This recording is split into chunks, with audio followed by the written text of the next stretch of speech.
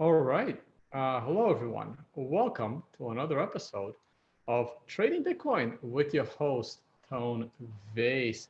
The markets are open. We're going to go and take a look. There was a huge bloodbath yesterday. I did a market analysis twice, one in the morning and of stock market open, one in the evening for stock market open as well, after the news brief with Jimmy Song and Christine Lee. And now it's time for the general market analysis during live trading hours. Let's go to the live chat, kicking off with about 100 viewers. Hey guys, I just want to point your attention to the Tone Vays blog. Hope everything is streaming okay with connection, with audio. Hope the audio is working good. Been trying to get the audio right. And one of these days, I'll get the video right. Okay, here we go. Let me just pause these.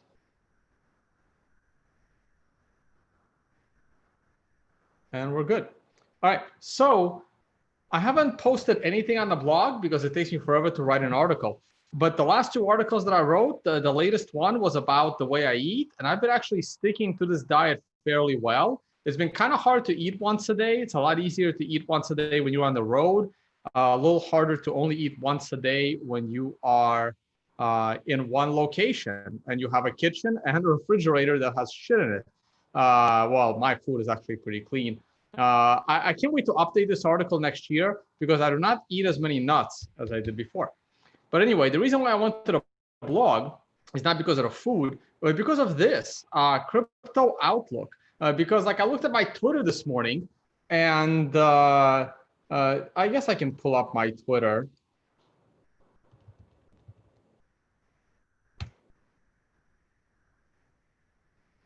And if you look at when I go to notifications of my Twitter, like people just don't understand. Like, guys, sometimes this is how trading works. Like if I go to notifications,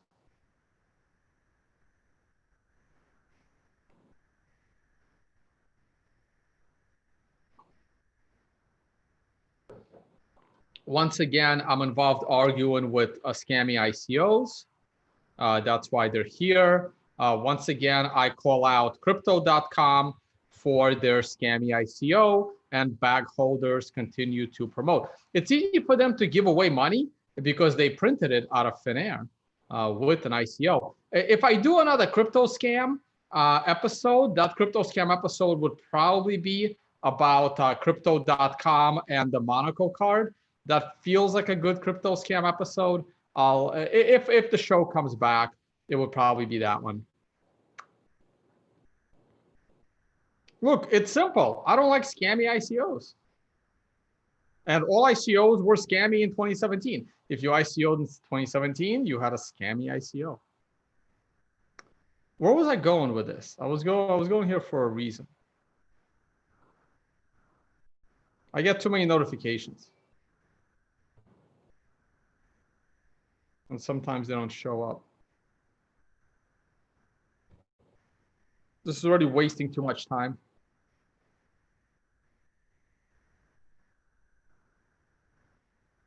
Here it is. Ran, you run a show called Crypto Trader. Where's the tweet? Where'd the tweet go? I clicked on it. Where did it go? There it is. Ran, you are on CNBC. You run a show called Crypto Trader. You should know better than anyone that any asset and any market can go up or down. I am not Miss Cleo. I do not know where the market is going to go, but find me someone that's been more right about the price of Bitcoin over the last 5 years that I've been doing at least once a week market analysis. And the reason why I'm going here, don't forget, it doesn't have to only go up or down. It could also consolidate, which is the third option that the market can do. And if you are a trader and you don't know that the market can go up and up, or down or consolidate, you will not last as a trader for very long. That's the point. So the reason why I bring this up is because in my article on January 7th, the 2020 Crypto Outlook, I write the following: no new all-time high in price for the year 2020. Now, what else did I write? At the time of writing, this might be a dangerous statement because the price of Bitcoin at the time of writing, I believe, was something like $9,000 or $10,000 or above $10,000. I published this on January 7th. So that means I started writing it like 3 days earlier. If we go to the price of Bitcoin and we look at right here, this is February, this is January. So I wrote it here, and Bitcoin was at $8,000 and we were rising nicely, going all the way up to $10,500 in February. So I wrote this on January 7th. So when did I publish it? I published it right here. I published it this week. This week. The price is currently higher than when I published it. But I want to remind people what I wrote. It's been almost 6 months. Let me see here. Bitcoin just rose from 7,000 to 8,500. So Bitcoin was 8,500 when I published this article. All it will, okay, let's get to the interesting part. I would need a sustained, okay, I don't know, long sentences. We continue to make lower highs and lower lows since June 2019. And until this cycle is broken, the trend should remain your friend. For me to be a bull, I wrote this 6 months ago. For me to be a bull, I would need a sustained close above 10,000. Now remember, I also became a bull in March, but I did. But let's keep reading. In the current rally, off of 6,500. So this is what I mean. I would have became a bull with a sustained close above 10,000 in the current rally. The current rally was from 6.5. And we did not get a sustained close above 10,000. We only got a close for like 3 days or something above 10,000. Until that occurs, the odds favor new lows sub 6,000. If the price does fall below 6,500, then I will become a bull with the break of the current swing high, which at the time of writing is 8,500. Again, I became a bull lower than this price because of the way it crashed. It's all about breaking the cycle of lower lows and lower highs that are taking place approximately 1 to 2 months apart since June. Here's the important part. That's why it's bolded. So there should be a comma there. So when am I expecting this final low from the current mini bear from the $14,000 swing high in June? I should add 2019. And at what price target? Short answer, before the halving and in the vicinity of 5,000. I wrote this on January 7th. I expected the final low in the vicinity of 5,000 and before the halving. We got the low and we stayed below 5,000 for about 2 days. 2 days we spent below 5,000. If I go to the daily chart and I go over here, how many days did we spend below 5,000? Maybe it was 3 days. So, okay, so this day, the end of this day, the beginning of this day, and one more and half a day here. So we spend about, in total, my best guess, 36 hours below 5,000 in total. I'd say I got that on the money, okay? But that was the short answer, and this is the long answer. But here's the conclusion. The conclusion is,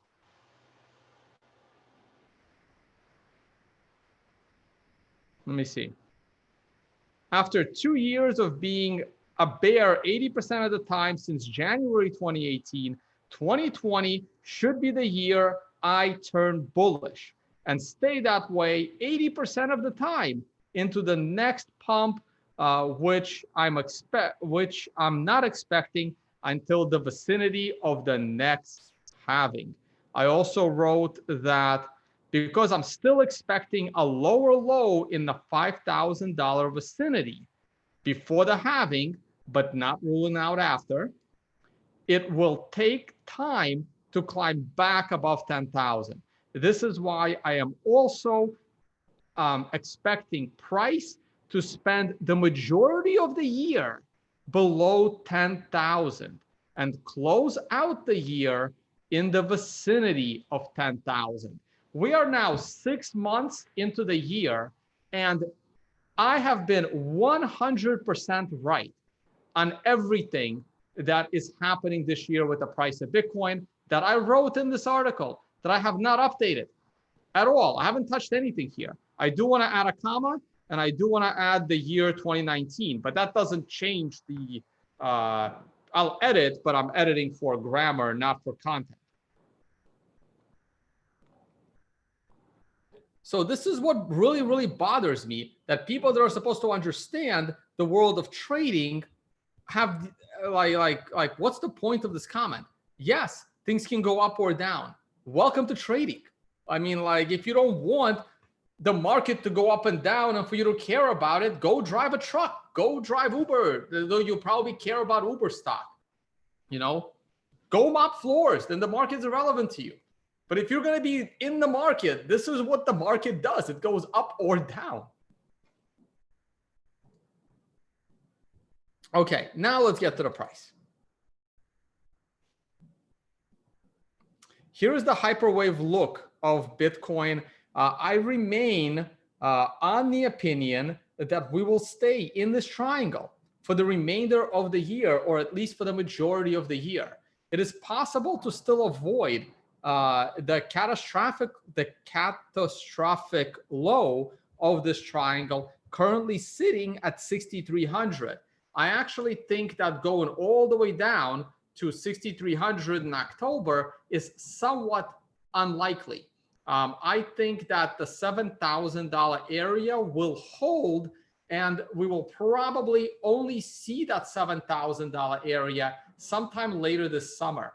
I am more bullish on Bitcoin right now than I was at the beginning of the year. I'm also a little more bullish on Bitcoin right now than I was a few months ago. When we did not get straight up rejected by this trend line back in May, if we had gotten rejected by the trend line back in May, I would have been more on this path. But because we have spent a reasonable amount of time right under 10,000, because we spent a reasonable time right under 10,000, I do think this market is a little more bullish than I would have otherwise expected. And therefore, I think it's going to be challenging to come and hit the bottom of this trend. If I see Bitcoin come back down to 7,000, that becomes a serious buying opportunity for me. I mentioned earlier, I fired up my, eBay account in order to buy some stuff. I may just be selling stuff if I see Bitcoin approaching 7,000 in order to pick some up. Because while I did catch Bitcoin here, right around 5,000 and 4,500 on this second drop down, I only did it with GBTC. I didn't do it with physical Bitcoin. I only did it in my retirement account. I didn't have the time to go out and buy physical Bitcoin with cash. So I may take that opportunity to do that, because I think if we do fall to 7,000, it may hang around there for a little bit. I think if we do come back down to the $7,000 area, it will be similar to what happened back in September, or what happened back in December. I think it will be more of a rounded bottom, not a sharp bottom. Also, what happened back in December of 2018. See, my problem with calling the low in December 2018 is that I felt that it happened too soon. I felt that 1 year bear market was not enough pain. But when the second drop below 4,000 came, that was now over a year later. So while these two lows were less than 12 months, or well, this one was less than, this one was exactly 12 months actually. This low was 12 months from the top, and this was 2 months later, or a month and a half later. To me, it felt like that's not enough pain. But when this low showed up, which was only marginally different than the ultimate low and the secondary low, but this one came over 24 months later, came 24, 25, 26, 27 months later. That is enough time pain for me to actually become a bull off of this low, which I did not become a bull off of that low. And this run up here reminded me a lot of the current S&P 500 run up. And this is a good transition back into the S&P 500.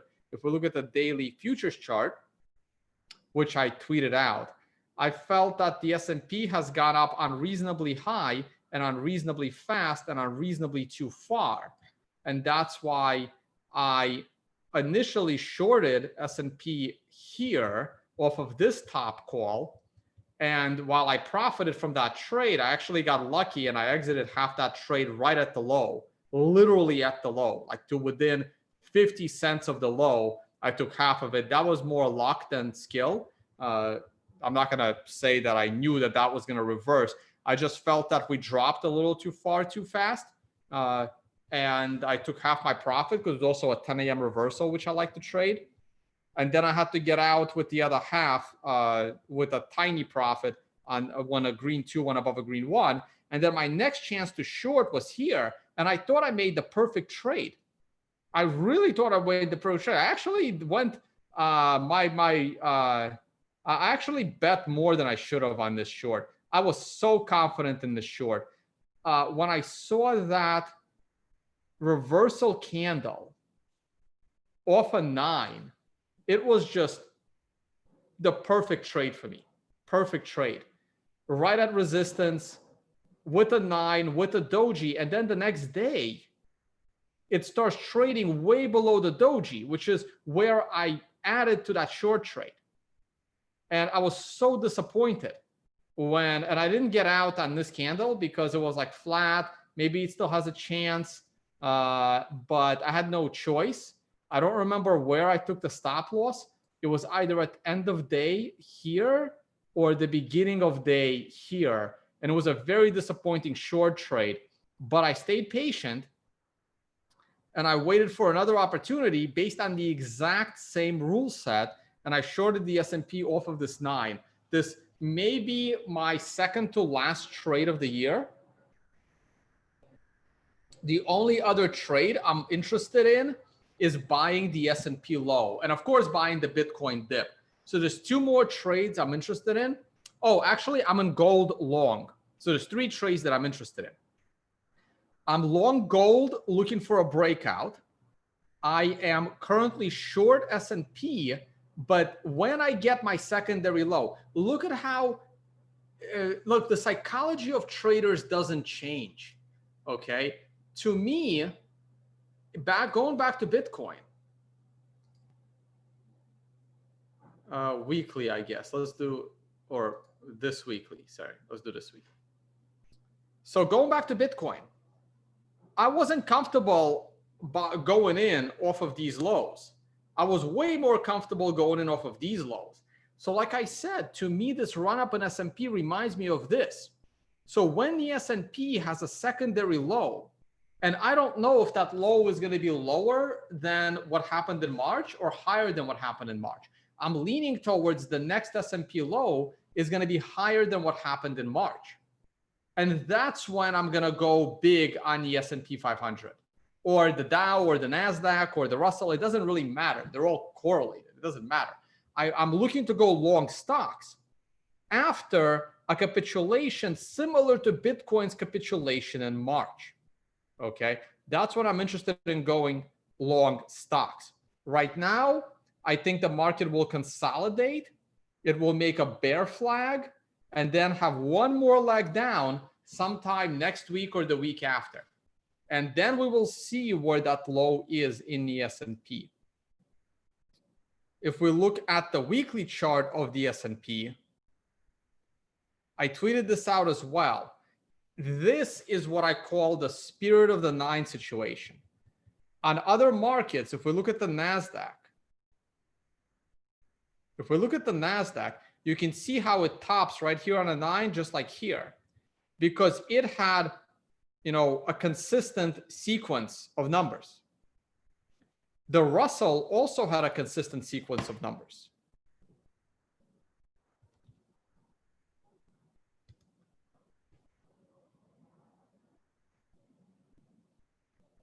Right there, should be right there, boom. But the Dow Jones and the S&P did not.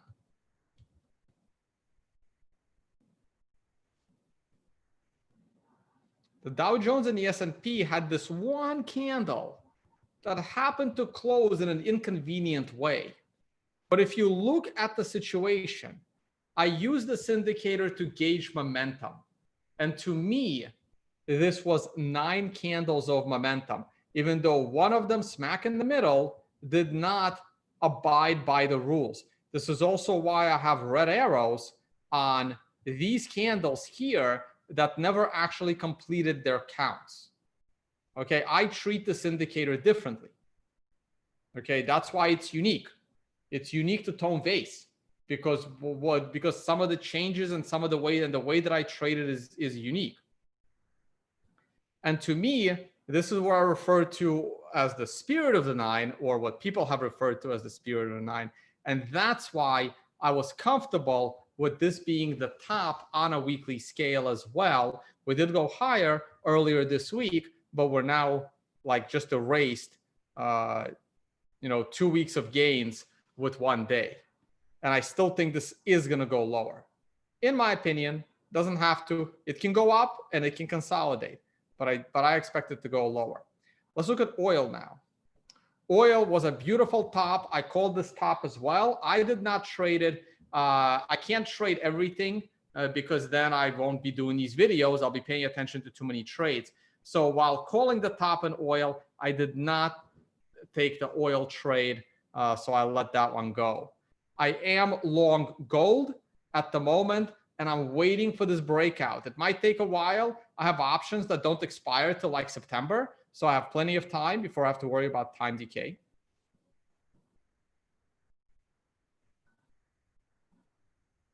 Cool.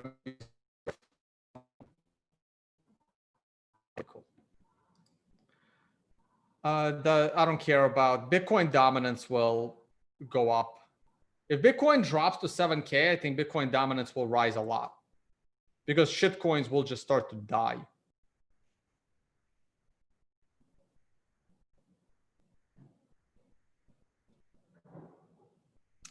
Yep, we're clearly broken the channel on the 4-hour chart. So when it comes to Bitcoin, look, sometimes I'm pretty confident that I think the stock market is going to keep going lower. I'm pretty confident that oil is going to keep going lower. I'm pretty confident that gold is going to go higher. That's why I'm in those trades. Do I know where Bitcoin is going to go? I don't, because the daily chart is telling us we're in the ascending triangle with a high probability of a breakout to the upside. But the weekly chart is telling me that this rejection off of the trend line with the reversal candle, with a top in the indicator is substantial. And it requires at least a 1 to 4 candle correction. And while this is enough to qualify with the rules of a 1 candle correction, because this candle is about to come to an end, I think this rejection on a weekly scale needs to be more substantial. So the weekly chart is telling me to be very, very cautious, even though the daily chart is setting up for a bullish breakout. So what am I doing? I'm not doing anything. I am on the sidelines when it comes to Bitcoin. First of all, the red 2 is not going below the red 1. It is also, so it's not giving you a sell signal. You're also above the moving average. You are above the stop and reverse point, and you held the bottom side of the triangle. So what would make me enter a bullish trade in Bitcoin? If this thing consolidates, and I'm going to move this arrow here. If Bitcoin stays inside this triangle for the rest of the month and does not break down nor break out above the triangle until July 1st, I would be very interested in going long Bitcoin the first week of July. But I don't know if that's going to happen or not. I'm giving you an if-then scenario. I'm telling you guys that if Bitcoin stays inside this triangle, I will rank the daily triangle above the weekly rejection. And the reason I would do that is because we would have 2 more weeks of time. We would give Bitcoin 2 weeks, actually 2.5 weeks, to consolidate near the top. And now, as long as Bitcoin stays, between 9,000 and 10,000 for 2.5 more weeks into July, that would mean that Bitcoin would have spent the majority of its time between 9,000 and 10,000 since late April. So that's all of May and all of June. And if Bitcoin spends 2 months in that area, that would make me sufficient enough to be bullish.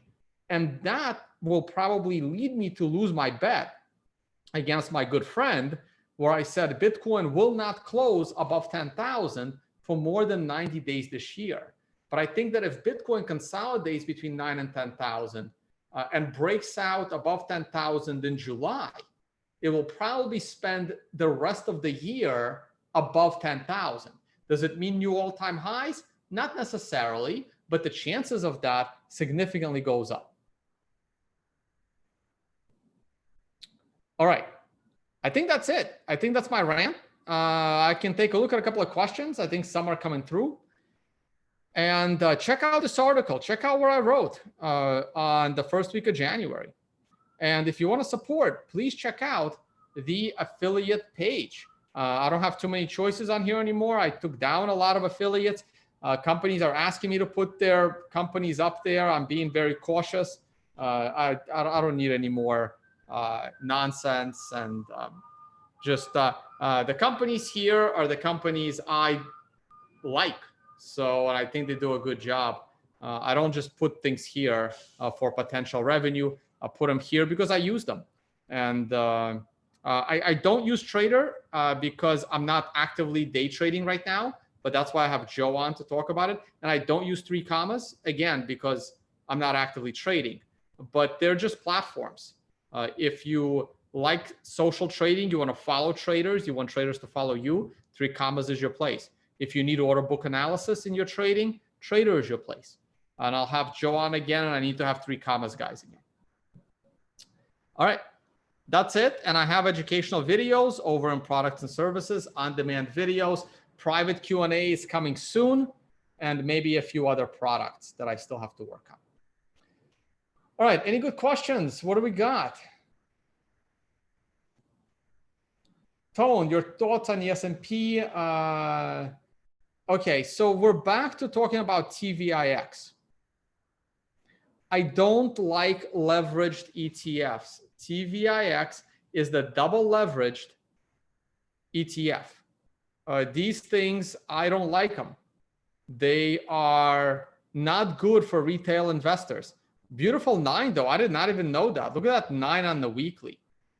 You can still time it well and look at a beautiful 13 buy and look at this beautiful 13 buy with a 9 the following week.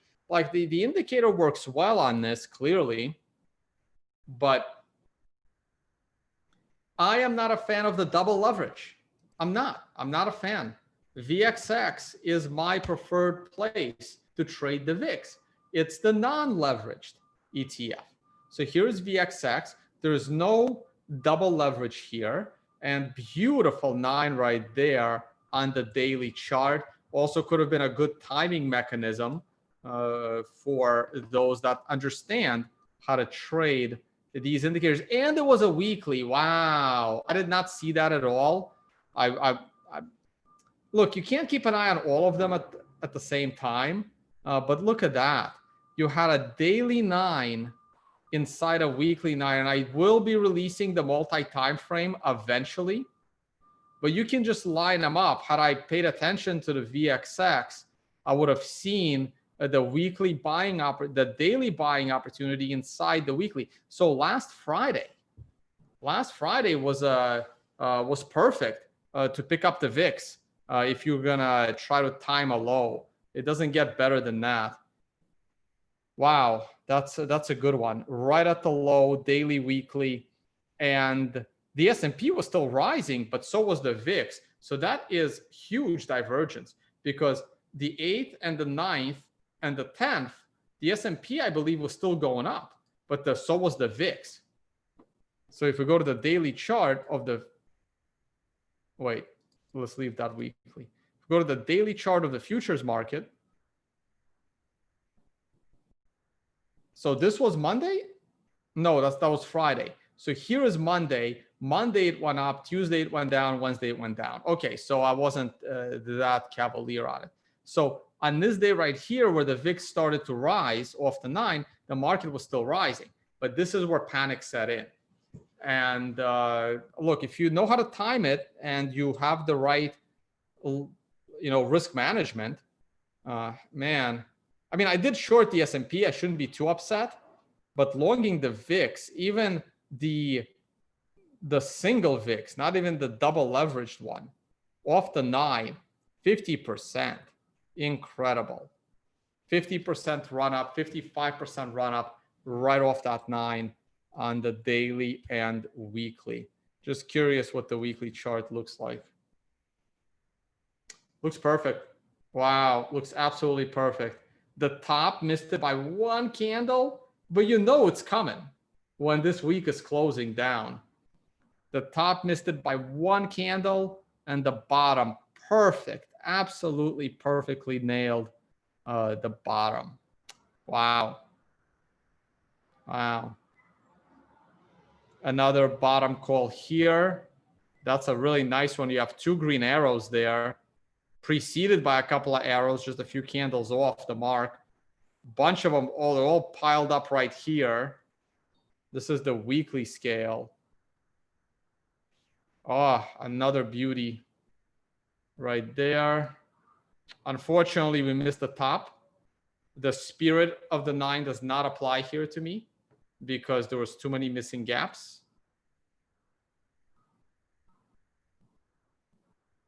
Yeah, classic 1 to 4 candle correction and then continuation. Oh, beautiful. Look at that. Oh, look at that. This one, not as good. Oh, gorgeous. Damn. All right. Should pay more attention to VXX. Though VXX is just a tradable version of VIX. Like these are like derivatives on top of derivatives on top of derivatives. So you got to watch out. So the VIX is a derivative. Oh, the VIX called it perfectly. Look at that. This is the original. This is the one that you should be timing. The VIX, look at that. Perfect right at the high, perfect right at the low. Damn. God damn. Wasn't paying attention. Wasn't paying attention. Tell me that's right there. Oh, missed it by 1 candle. What happened? Why is this? The counts were very different here. Interesting. The VXX did it. Oh, wow. That was a daily and weekly in one.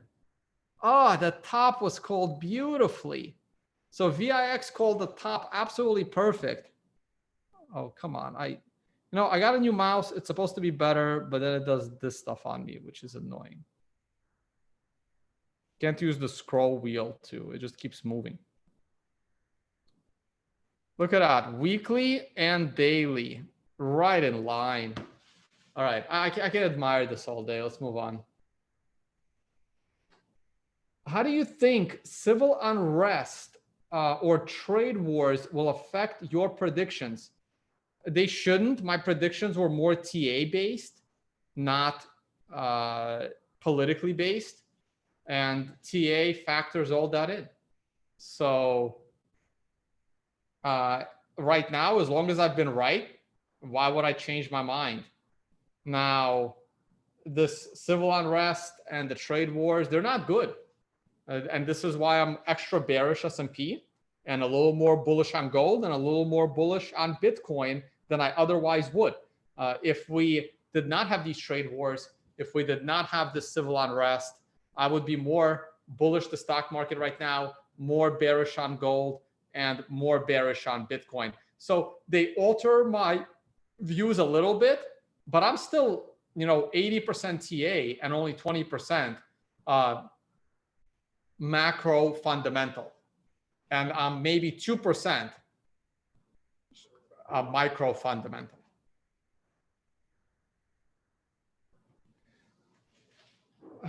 Tone, can you look at Canaan? Didn't I look at it yesterday?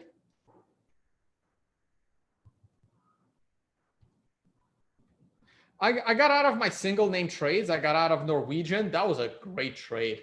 I think that made like 700-800%. And I got out of Rig, and that one made like 400% or something. So I'm out of Rig. I'm out of Norwegian. The only stock I still have in a trade is Under Armour, waiting for sports to come back. It's the only single name stock I have left. So it's not looking good. I don't like this pattern. It's a pattern of consolidation at the bottom, forming you a nasty descending triangle to the point where the company can go bankrupt. So I like Canaan. I should call them. I want to interview them. I want them to send me another miner. Thank you, Canaan. I don't know if they can afford to send me another miner based on their stock chart, unfortunately. And I really like the company. I like the people.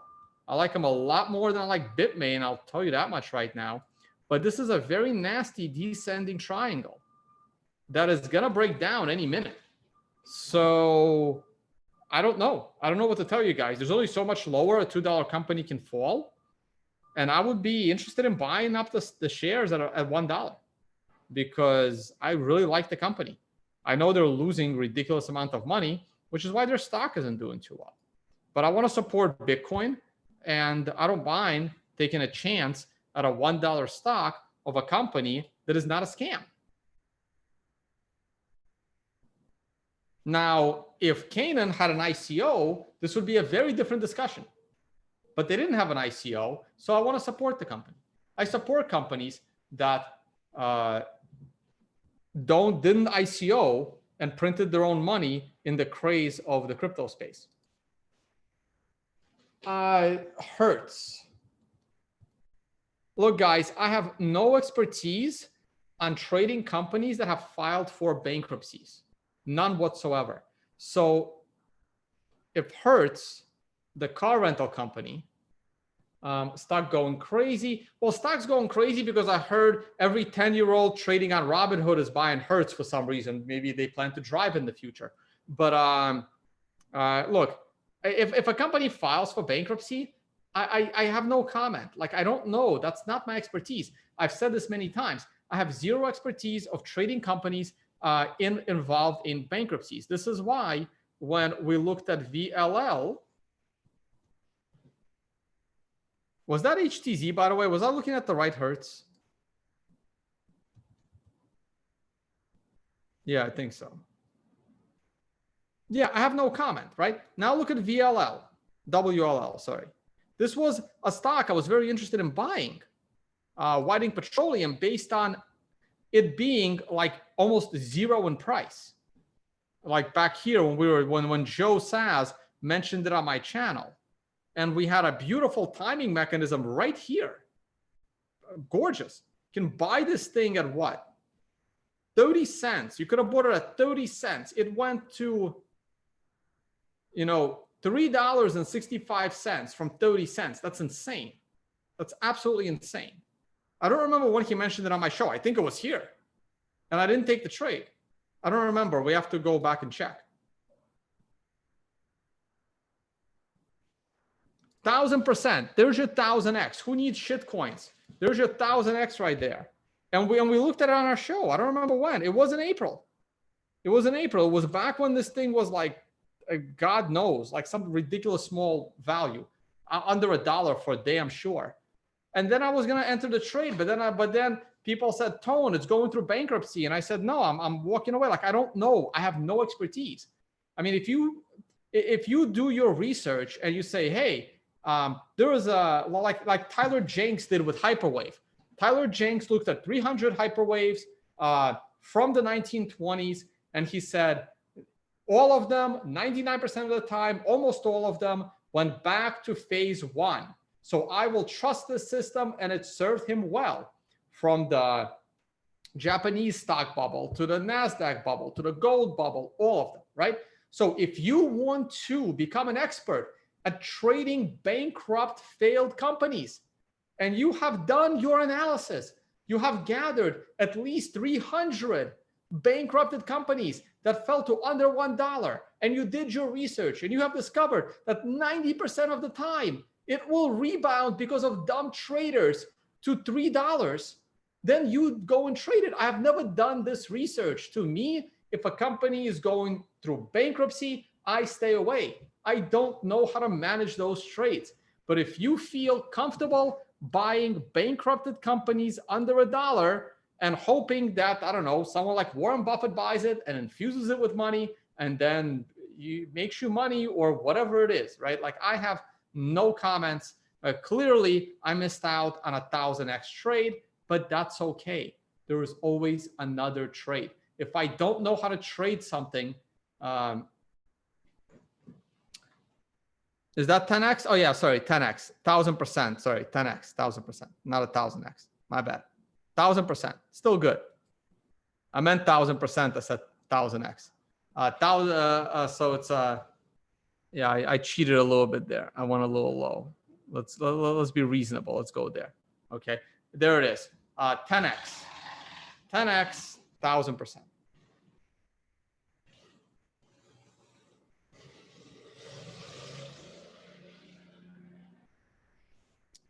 Okay.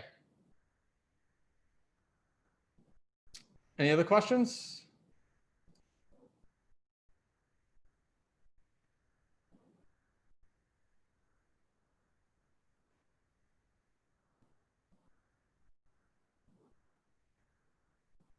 Hey, that's better. My wheel's working again. Thank you for the suggestion, Kevin. All right. I didn't know that made a difference. Okay. That's it. Hey, guys, if you want to support, please check out the affiliate code. Oh, I do have one shout out. I'm going to be on another podcast later today. If we go to YouTube, oh boy, everything Star Wars YouTube. So one of my old friends has a YouTube channel, and I'm gonna go. We're gonna break some laws. We're gonna ignore social distancing for a few hours, and put a podcast together. He has a channel. That's not his channel. This has way too many subscribers. This channel has like same thing, but without that K. All right, hold on.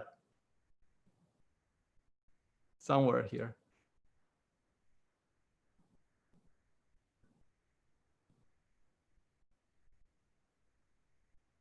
I only follow the people that I've like met.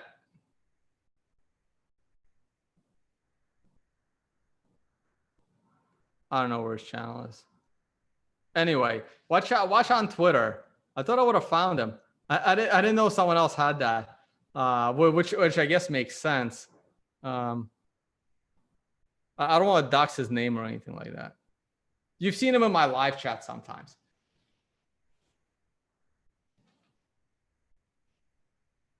Anyway, I'm going to be on his YouTube channel. We're going to talk Star Wars. I think a couple of our other, high school buddies will join us, and or maybe one more.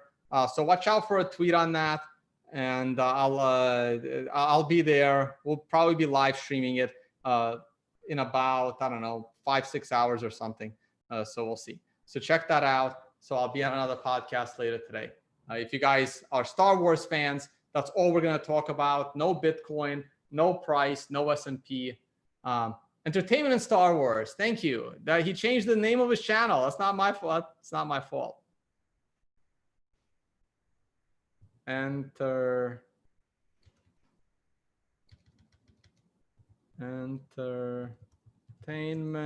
and Star Wars. Let's try that. Doesn't rank well, probably because he only has like 8 subscribers. No, it's not going to show up. I can't Google for it. I can Google it maybe like in my. All right, this is already taking too long.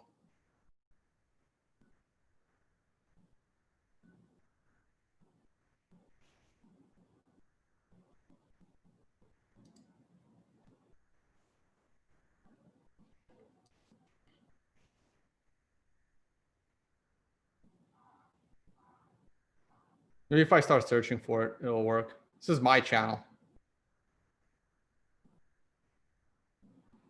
Anyway, just watch Twitter. I'll tweet it out and join us, hang out. We'll talk Star Wars on his channel.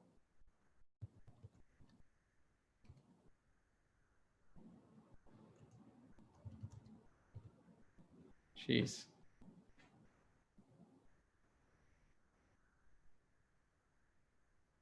Anyway, I can't find it. All right, guys. I'll tweet out the link. Don't worry. Well, when I'm not on live air, should have been more prepared. I'm not. Okay. Thank you all so much for watching, and I will see you all on the next one. Bye, guys. Oh, someone's saying check S&P. Is it moving? Oh, boy. Oh, boy. Really thought it would consolidate for a day. It's relentless. Look at that. Maybe the weekend will cool people off. Wow. I'm good. I'm in a short trade. I haven't taken profit yet. I tweeted out where I plan to take profit. Oh, look at that 10-minute. The 10-minute tops right there, what I would have expected it. It bottomed right here where I would have expected it. So, hey, in 20 minutes, I can see a rebound. Oh, yep, in exactly, actually, even in 10 minutes. In 10 to 20 minutes, I can see a rebound. But right now, I'm happy with my short trade. I don't want to stay with you for 10 more minutes, but I can see a rebound in 10 minutes. When we get to a number you all know and love. Bye, guys. Talk to you all on the next one. Back to the beer.